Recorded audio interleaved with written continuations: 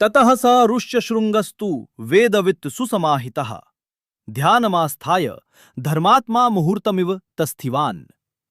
नमस्कार भारतवासियों, आज हम आपको सुनाने जा रहे हैं वाल्मीकि रामायण के बालकांड के सर्ग 14 की कथा, सीधे उसी तरह जैसे इसमें वर्णन किया गया है, सरल और साफ भाषा में। तो सुनिए। ऋष्यशृंग मुनि, वेदों के ज्ञाता, शांत होकर ध्यान में बैठे। कुछ देर तक वे गहरे ध्यान में लीन रहे। सतु ध्यानात् समुत्थाय राजा वचनम अब्रवीत, पुत्र कामेष्टिमाख्यास्ये यज्ञम पुत्रकरम शुभम। फिर ध्यान से उठकर उन्होंने राजा दशरथ से कहा, राजन, पुत्र प्राप्ति के लिए एक विशेष यज्ञ करना होगा।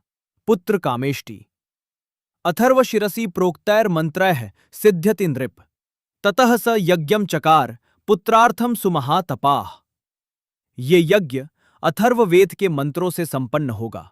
और फिर मुनि ने उसी विधि से यज्ञ आरंभ किया। ततः प्रववृते यज्ञः पुत्र काम्याय धीमतः, देवा गंधर्व सहिताः समीयुस्तत्र सर्वशः।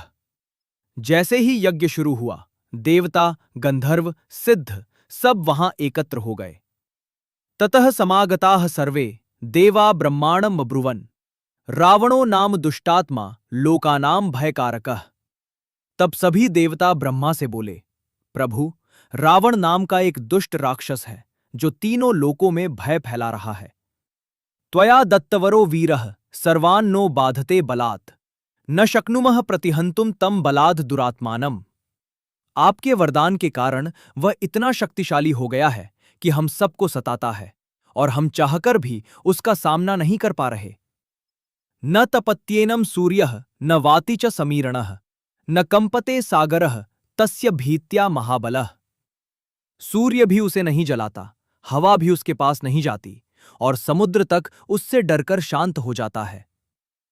एवं स दारुणो राक्षसः सर्वान् नः पीडयत्ययम्, उपायं चिन्तय स्वाद्य तस्य नाशाय सुव्रत। वह भयानक राक्षस हमें हर पल सताता है, अब उसका अंत कैसे हो, इसका उपाय कीजिए। और भाइयों बहनों, यही वह क्षण है जहां कहानी नया मोड़ लेती है। अगर आप ऐसी ही सरल भाषा में वाल्मीकि रामायण सुनना चाहते हैं तो हमारे चैनल वाल्मीकि दर्पण को जरूर सब्सक्राइब कीजिए, ताकि हर सर्ग की कथा आप तक पहुंचती रहे।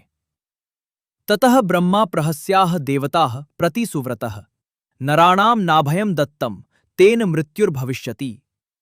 ब्रह्मा मुस्कुराए और बोले, उसने एक बड़ी भूल की है। मनुष्यों से सुरक्षा नहीं मांगी, इसलिए उसका अंत मनुष्य के हाथों होगा। अवज्ञाय ही मनुष्यांस्तदा स वर्माययो, तस्मात् तेन वध्योयम नान्यथा निश्चयो मम। मनुष्यों को तुच्छ समझकर उसने उन्हें नजरअंदाज किया, और यही उसकी हार का कारण बनेगा।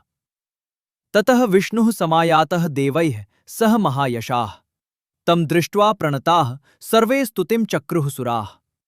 तभी भगवान विष्णु प्रकट हुए। देवताओं ने झुककर उनका स्वागत किया।